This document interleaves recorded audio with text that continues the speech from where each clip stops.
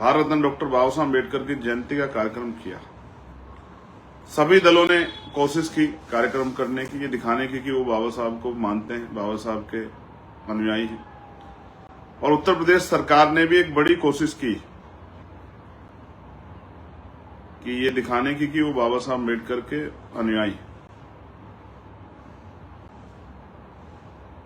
लेकिन इसी बीच में लखीमपुर खीरी में जो घटना घटी वो बड़ी चिंताजनक है। विवाद के बाद जिस तरह से जो वीडियो मेरे सामने अब आई, जिसका मैं इंतजार कर रहा, जिस तरह बाबा साहब अम्बेडकर की मूर्ति, भारत के प्रथम कानून मंत्री और भारतीय संविधान के निर्माता, जिनको नाम प्राइम मिनिस्टर भी, उपराष्ट्रपति जी नमन अभी कर रहे थे, देश के राष्ट्रपति जी भी और तमाम प्रदेशों के मुख्यमंत्री, उप मुख्यमंत्री भी नमन कर रहे थे, सारे अधिकारी कर्मचारी नमन कर रहे थे। उन बाबा साहब की प्रतिमा को जिस तरह से पुलिस उठा के ले जा रही, लोगों को पीटने का काम करेंगे, बुजुर्गों को मारपीट करने का काम करेंगे और लोग वहां से पलायन करेंगे, तो ये हम लोग बर्दाश्त नहीं करेंगे। इसलिए मुझे आज लाइव करना पड़ा और मैं विश्वास दिलाता हूं लखीमपुर के साथियों को, जो लोग निर्दोष हैं उन पर कोई कार्रवाई नहीं हुई। अगर उनके साथ गलत हुआ तो हम लोग वहीं आके धरना देंगे, इस बात का मैं आपको विश्वास दिलाता हूं। और आप के जिले, मंडल, प्रदेश की टीम से बात करने के बाद मुझे लगा कि ये आवश्यक समय है कि वो बातें आपके सामने आ जाएं, आपको पता लग जाए। और ये एक सोचने का भी विषय है जिस पे आप मेरी बात खत्म होने के बाद गहराई से सोच लेना। प्यारे साथियों, अभी कुछ दिन पहले हम लोगों ने बाबू जगजीवन राम की जयंती, राष्ट्रपिता ज्योतिबा फूले जी की जयंती,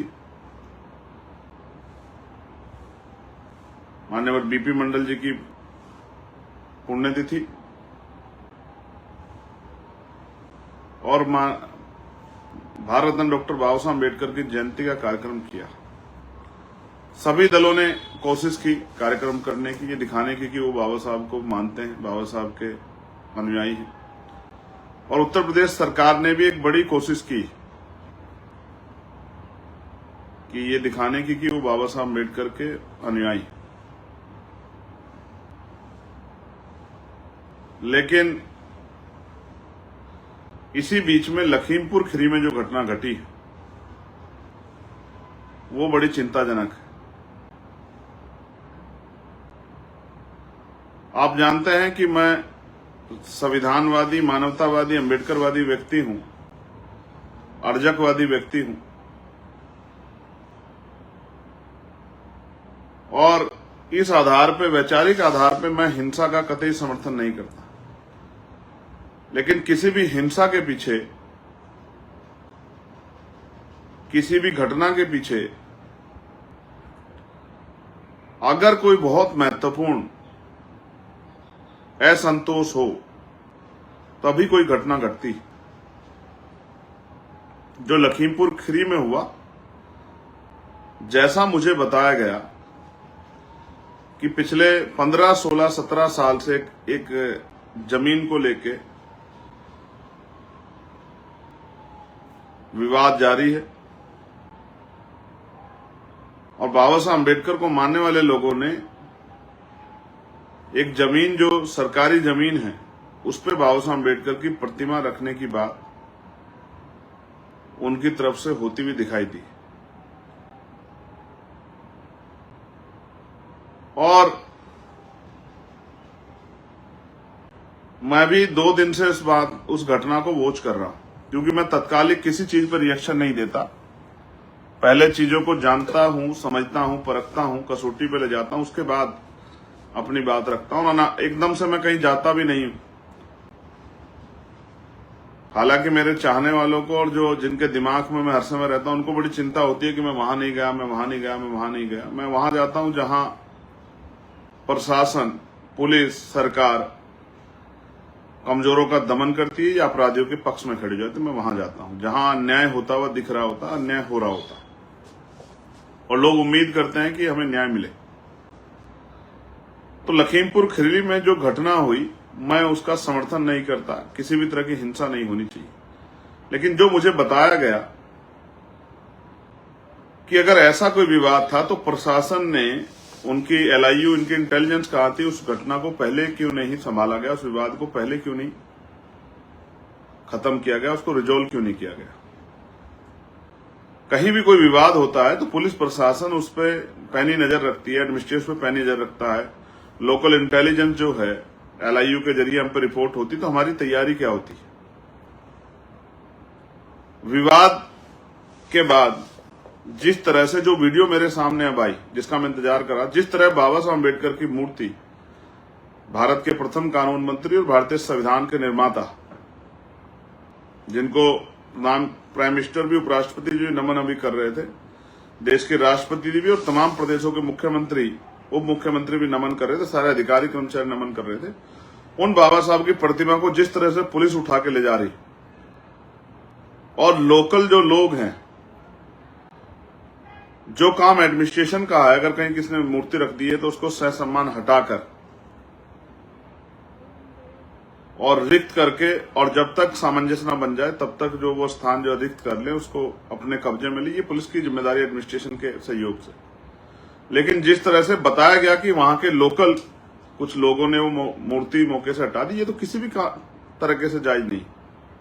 और सिर्फ हटाई नहीं है, उस मूर्ति को तोड़ दिया गया है, खंडित कर दिया गया है। मैंने देखी पैरों में बाबा साहब की स्टैचू वो दिखाई दे रही है, और उठा के ले जाने वाले तरीके में जब महिलाओं ने विरोध कर दिया तो मूर्ति टूट गई। उस मूर्ति को टूटे हुए देख के बाबा साहब अम्बेडकर को मानने वाले लोगों के अंदर आक्रोश पैदा हुआ। उससे पहले कोई आक्रोश नहीं था, कोई इस तरह का नेचर, नीयत नहीं थी कि इस तरह की घटना वहां होनी है। जैसा मुझे प्रत्यक्षदर्शी द्वारा बताया गया कि जब वो बाबा साहब की मूर्तियां वहां से जो विवादित लोग थे वो ले जा रहे थे, और उन्होंने उस मूर्ति को घेर के तोड़ दिया। उस टूटी हुई मूर्ति को देख के जो उस समय तत्कालिक महिलाएं थी उनको बड़ा गुस्सा आया, उन्होंने उसका विरोध किया, हाथापाई भी हुई। और यह भी बताया गया कि वहां के स्थानीय विधायक का इसमें बहुत बड़ा रोल है। शायद उनको अपनी प्रभावी हार अभी से दिखाई दे रही है, इसलिए भी शायद उन्होंने इस तरह की हिंसा को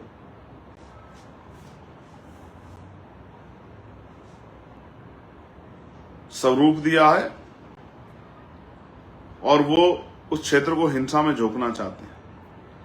लेकिन उसके पश्चात जो कार्रवाई हुई है और कार्रवाई की जा रही, पुलिस के अधिकारियों से या एडमिनिस्ट्रेशन के अधिकारियों से, प्रशासनिक अधिकारियों से, हमारे पार्टी संगठन के लोगों की बातें हुई है कि जिस तरह ये माहौल सामान्य हो जाए और इस तरह का विवाद जो आगे ना बढ़े। लेकिन पुलिस के लोग वादा खिलाफी करके रात के अंधेरे में घर जाना, भाई अगर आपको अरेस्ट करना है, मैं आपको कह रहा हूं, अगर जिन्होंने हिंसा की आप पे वीडियो फुटेज होंगे, आप चिन्हित कीजिए, उन पे कार्रवाई कीजिए। लेकिन रात के अंधेरे में जाकर घर में घुस के महिलाओं के साथ अपमानजनक रवैया करके, महिलाओं को गालियां देके कौन सी कानून व्यवस्था बहाल की जा रही है, जिस तरह की चीजें मुझे बताई गई, ये बहुत चिंताजनक है। और इससे मेरे नहीं, मेरे जैसे हजारों करोड़ों लाखों लोगों के लिए जो भारत में रहते हैं, उनके अंदर ये गुस्सा पैदा होगा, आक्रोश पैदा होगा, जिस तरह कार्रवाई पुलिस वहां कर रही है। मैं इस वीडियो के माध्यम से प्रदेश के मुख्यमंत्री जी से मांग करता हूं कि वो न्याय कराएं, और प्रशासनिक अमले से, पुलिस के अधिकारियों से कहता हूं कि वो जांच कराएं, वहां के पुलिस के अधिकारी किन नेताओं के साथ लगातार फोन के टच में थे और किन के इशारे पे सब चीजें की गई। और जिस तरह की अब कमजोर वर्गों में भय पैदा करने की, मैं नहीं कह रहा हूं, अखबार लिख रहा, आप पढ़ लो अखबार, कि लोग पलायन कर गए, लोग घरों में नहीं है, जिनका कोई विवाद से मतलब नहीं था, जाति के आधार पर आप लोग कार्रवाई कर रहे हो, वो लोग गांव छोड़ के चले गए, ताले लग गए, उनके पशु बेसहारा हो गए। अब गाय माता की बात करते हैं, वहां उनके पशु गाय भैंस जो हैं वो परेशान हो रहे हैं, उनको पीने के लिए पानी नहीं है, उनपे चारा नहीं, क्योंकि आपने भय का माहौल बना दिया। 2, 4, 10 लोगों ने अब वो किया होगा, हिंसा में शामिल होंगे, वो भी कोर्ट तय कर देगा। लेकिन आप जानबूझ के जाति को टारगेट करके, एक समाज को टारगेट करके जिस तरह का हिंसात्मक कार्रवाई आप कर रहे हैं, दंडित कार्रवाई आप कर रहे हैं, ये चिंताजनक है। जिस तरह की मारपीट आप कर रहे हैं, मुझे जिस तरह बताया गया कि लोग अपने नल को पानी लेने नहीं जा पा रहे हैं क्योंकि पुलिस उनके साथ मारपीट कर रही है, महिलाओं के साथ अपमानजनक रवैया कर रही है, और लगातार मेरे पास मैसेज कॉल सारे प्लेटफॉर्मों पे वहां से हैं। मैं बड़े सख्त लहजे में कहना चाहता हूं कि इस तरह की दमन की कार्रवाई हम लोग कमजोर लोगों पे बर्दाश्त नहीं करेंगे। मेरी बात को वहां का प्रशासन और प्रशासनिक जो अधिकारी वो सुन लें, ये मेरा आग्रह भी है और मेरी चेतावनी भी है। आप अपराधियों पे, आरोपियों पे कार्रवाई करो, और आपका काम डंडे मारना नहीं है, किसी के घर का सामान तोड़ना नहीं है। जो वीडियोज हमारे पास आई, घर का खाट तोड़ दिए, वॉशिंग मशीन तोड़ दी है, मोटरसाइकिल तोड़, जो आपने हिंसा कर दी, इसका जवाब कौन देगा? हमारे लोग कानूनी कार्रवाई में कमजोर है, वरना ऐसे सब अधिकारियों के खिलाफ मुकदमे दर्ज कराने चाहिए जिन अधिकारियों ने घर में उसके तोड़फोड़ की है। किसने अधिकार दिया आपको? आप कोर्ट हैं? कोई काम पे से आप उसको उठा ले गए, लोग रो रहे हैं, परेशान हैं, पुलिस वादा करके मदद नहीं कर रही है, प्रशासनिक अधिकारी मदद नहीं कर रहे हैं, फिर मजबूरी में मैं उधर आऊंगा तो फिर कहेंगे कि नहीं साहब आप मत आइए, ये ठीक नहीं है, इससे माहौल खराब हो जाएगा, गुस्सा, लोग आक्रोश होगा, इकट्ठे होंगे जब आप अच्छा काम नहीं कर रहे हो। मैं आपसे कह रहा हूं कि जिन लोगों ने अपराध किया है, जितना अपराध किया, आप उन पर कार्रवाई कीजिए, मुझे इससे कोई दिक्कत नहीं। चयनित कीजिए, चिन्हित कीजिए, कार्रवाई कीजिए, लेकिन उसके सिर्फ इसी आधार पर आप समाज को पूरे टारगेट करके महिलाओं को मार पीटा करेंगे, गालियां देंगे, घर में घुस के बच्चों के साथ अपमानजनक रवैया करेंगे, लोगों को पीटने का काम करेंगे, बुजुर्गों को मारपीट करने का काम करेंगे और लोग वहां से पलायन करेंगे, तो ये हम लोग बर्दाश्त नहीं करेंगे।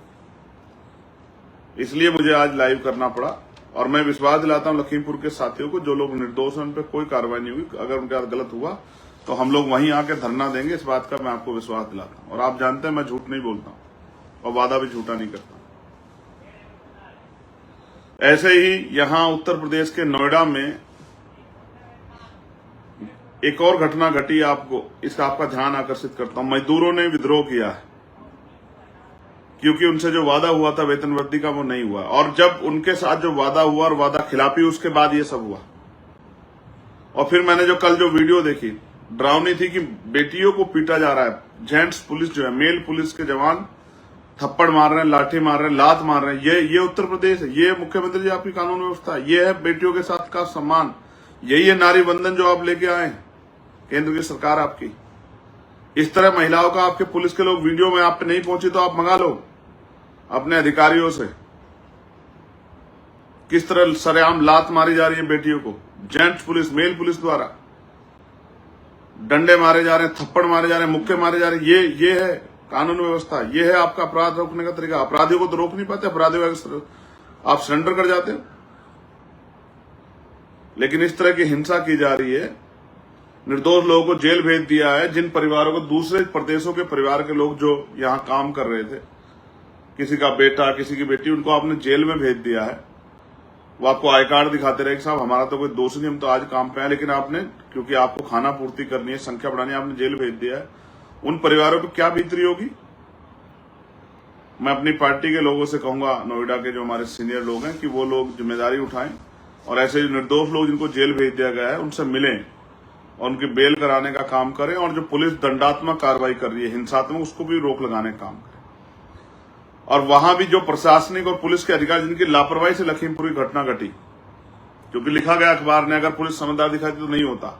जब लोगों की संख्या जाती, आक्रोश जाता, तो कुछ देर इंतजार करके पुलिस की संख्या बढ़ा सकते थे, लेकिन जानबूझ के किसी नेता के, किसी विधायक के इशारे पे ये सब बवाल कराने के लिए जानबूझ के तत्कालिक कार्रवाई की गई, जिससे कि ये सब चीजें, ये अन्याय हम लोग बर्दाश्त नहीं करेंगे। मैं आग्रह कर रहा हूं प्रशासनिक अधिकारी, पुलिस के अधिकारी, वरिष्ठ जो है, जो लखनऊ में बैठे हैं, कि इस घटना का संज्ञान ले और आरोपी अधिकारियों पर कार्रवाई करें जिनकी वजह से यह घटना घटी है, जिससे हमारे प्रदेश का, और अगर वो ऐसा नहीं करते हैं और ये दमन कार्रवाई जारी रखते तो फिर वहां एक मजबूत आंदोलन होगा। मैं आपका इस बात को भरोसा दिलाता हूं। मैं वहां के साथियों को कहूंगा, वो डरे ना, निराश ना हो। अन्याय होगा तो अन्याय के खिलाफ लड़ाई लड़ी जाएगी, लेकिन हिंसा ना करें, कानून को अपने हाथ में ना लें, और संवैधानिक दायरे में ही कोई आंदोलन कार्यक्रम करें, ये भी समझदारी सब लोगों को दिखानी चाहिए। आपने मुझे सुना, धन्यवाद। आप सबके लिए मंगल कामना है, लेकिन अन्याय बर्दाश्त नहीं किया जाएगा। इस बात को बताने के लिए मैं आपके बीच था। धन्यवाद। जय भीम, जय भारत, जय मंडल, जय जोहार, जय संविधान, जय लोकतंत्र, जय विज्ञान, जय जवान, जय किसान। नेशनल दस्तक की आपसे गुजारिश है कि अगर इसको बचाना चाहते हैं तो नेशनल दस्तक को सब्सक्राइब करने के लिए रेड कलर के सब्सक्राइब बटन को दबाएं, फिर बेल आइकन की घंटी दबाएं। नेशनल दस्तक को बचाने के लिए बहुत जरूरी है कि हर खबर को शेयर करें, लाइक करें, कमेंट जरूर करें।